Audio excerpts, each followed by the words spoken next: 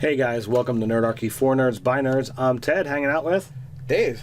And today we're going to talk about the D&D Buyer's Guide.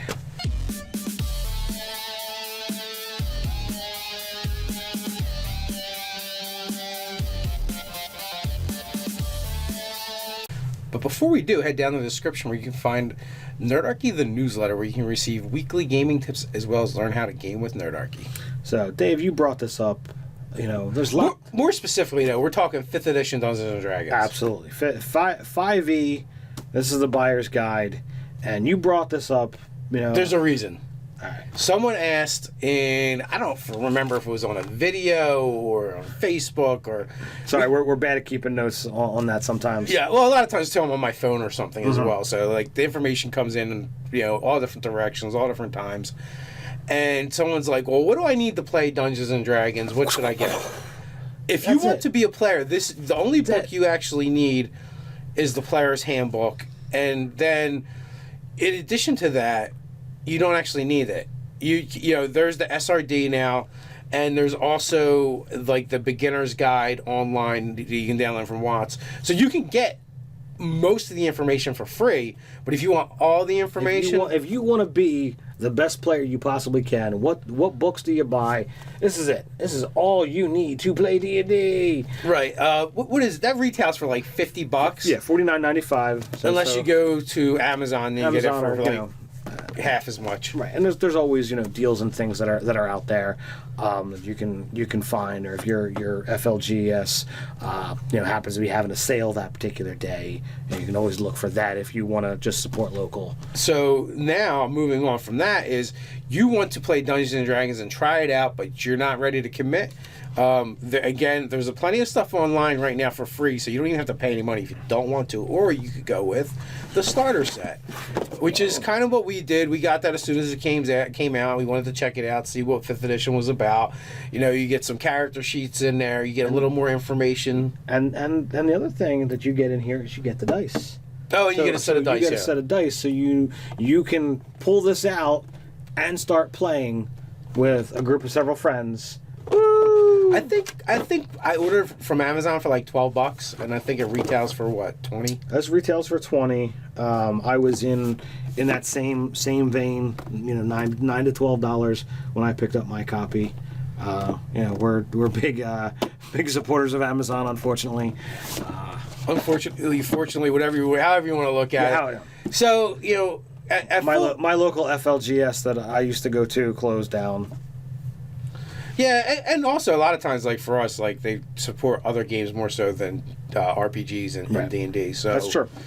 And again, too, the prices are much higher when you buy them retail. I've gotten some. I've bought some at my flags, and I've bought some online. And by the way, like we'll put links down in the description below so you guys can find, you know, whatever you're looking for. It will be on Amazon.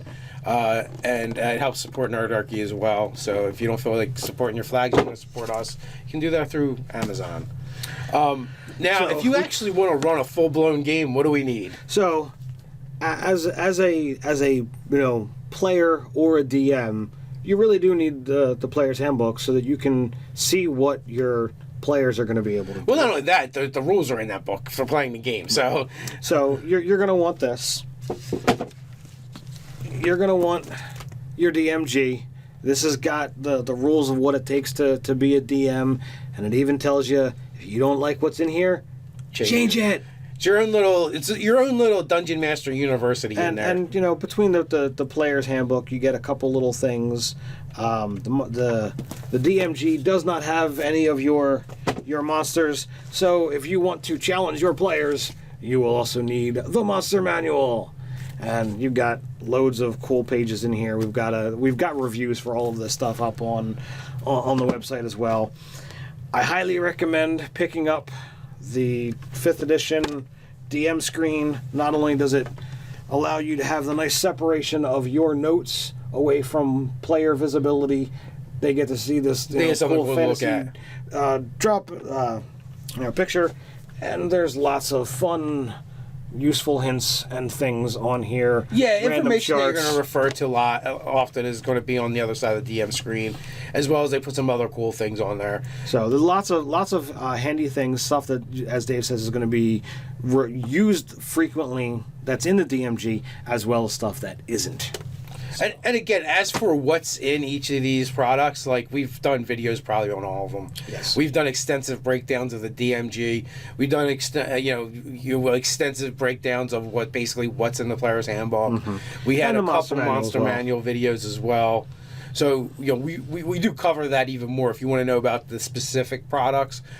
But right now we're just going on, hey, you want to play D&D? What do you need to make this happen? So if you walk in and you want to pay full retail price for that stack, you're looking at about $200 to get all that stuff that we've talked about so far, and then you can run D&D to your heart's content. As Dave says, if you pick it up on Amazon with the links down below, it's about $100. You're getting it for just about half that, and you can entertain your friends and family for years. And years and years and It's years. it's a good. So good now investment. that brings us to one other thing that's an interesting option for players. DMs can use it. You can actually get this for free. You do not have to pay for it, but you can't get the printed book for free. Ooh. RPG Drive-Thru has a print-on-demand service that one of the viewers was nice enough to point out to me. And I just I like the information that's in there, and I like having it sit on top of the table that I can use it and not having to go electronic. I have my my PDF printed out, and it's in my binder, and you guys have possibly already seen the video where I go through and show the stuff printed out. But I've looked at this thing that Dave has done, and I've seriously considered multiple times of just going and doing that. Would you say it was 18? It was like $14, Okay. I think, with It's, shipping. It's It's not economic at all. Economical yeah. at all. We're looking at what, a piddly 30-some pages. Yeah. But it's awesome content when you get it for free. Oh, absolutely. Yeah, we're actually talking about under 30 pages, but it's fancy. And if you're diehards like us, you tend to just kind of push the boundaries and put it all out there. So then we have another thing that is for players and DMs. It's the only play aid that you can really buy right now, supplement-wise. Splat book, as we like to refer to them. It's specifically for the Sword Coast and Forgotten Realms. It gives a bunch of player options. This is the one book I will tell you not to buy from your flags. Absolutely do not buy this from your flags. It is not worth the cover price.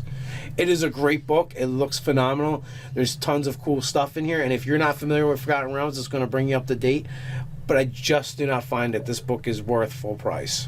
It's got the retail price of $40, and page count, it's at 159. It's light. It's 159 pages. It is thin. We did a review of this, and for the there's other people who have done it as well, and everybody says for the price it's not worth it. But there's a lot of useful information that's out there. I like splat books. I like options, and the more options, the better. At full price, let's be clear too. At full price, it's not worth it. I have no problem paying $20 for this book. Go to Amazon. It's going to be what I got it for. around 22. So it's just over half price, but at that, it's a good get. It's something you should have at your table. I agree. I'm thinking about playing a Blade Singer out of that book. Okay. I don't know where you're looking to play that, but I have some ideas. So that brings us to the only thing we have left, and that is basically adventures. And what do we got? 5 more books there?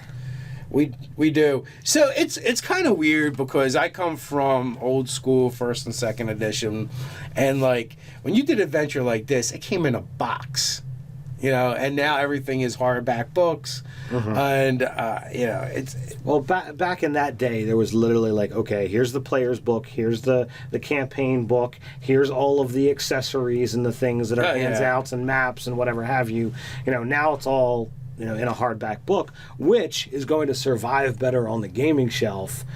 but you don't have all the things to pull out and do and Yeah, do. there is something about opening that box, grabbing the top and letting the weight of it just kind of like the air suck out and then for the bottom to just slide and drop to the table. Indeed. And then you can flip the box over and you roll inside your box. You got your dice rollers built in right there. Yeah. Like every box set came with two dice trays. Pretty much. It's awesome. 2 cardboard boxes. That's what you need. Yeah. But, I believe, all right, so do you remember the order that these came out? Was it Horde of the Dragon Queen first? Or the Rise of Tiamat first? I think Horde came first. I think so, too. We're going to go with that. You guys can correct us if we're wrong. So, we have not actually played through any of these. As we've we said, got like $250 sitting here, right? They're like, psh.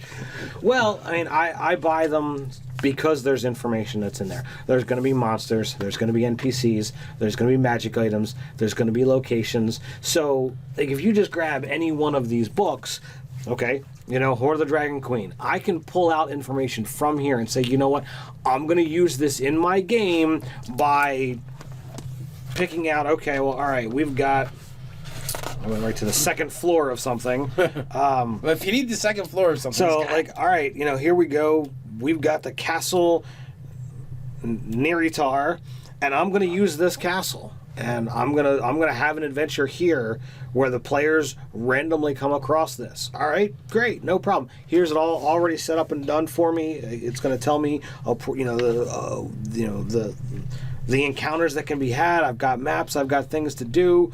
And you can get to the second level and go on and so forth. There's the third level. So you've got the ability to take out bits and pieces. Oh, you didn't feel like planning an adventure for your characters and they're off wandering. Well, grab any one of these books, open it up, and have them explore a random location.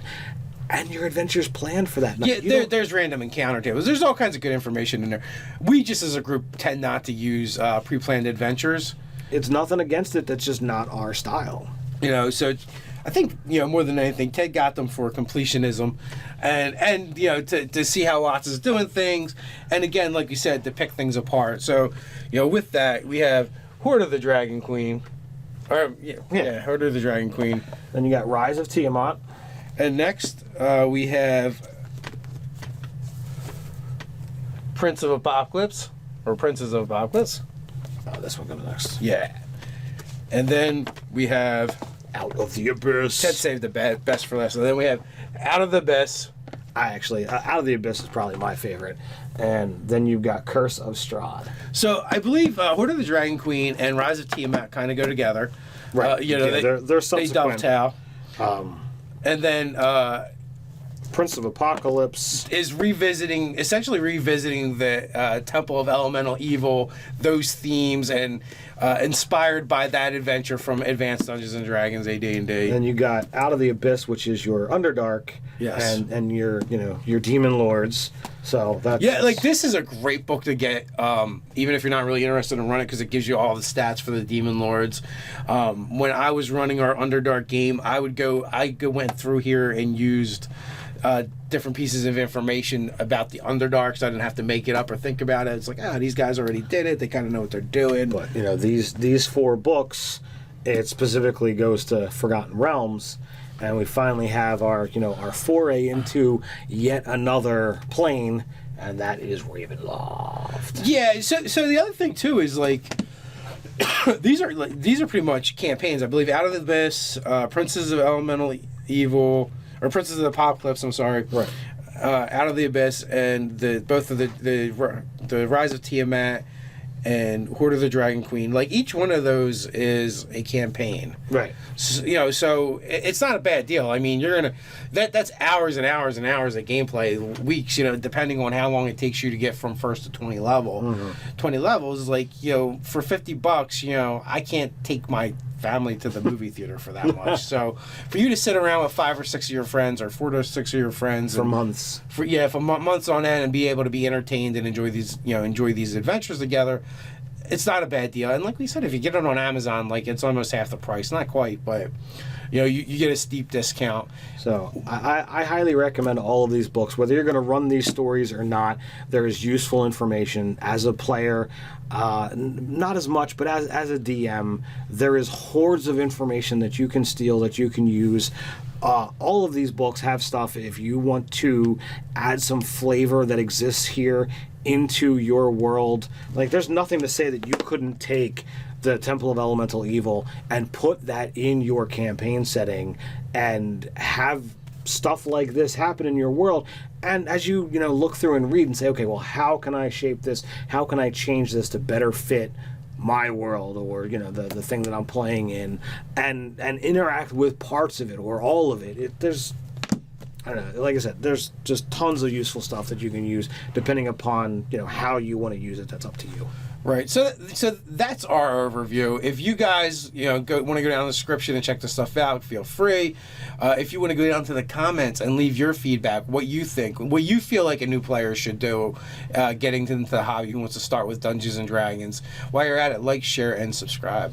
You can hang out with us over on Facebook. So until next time, stay nerdy.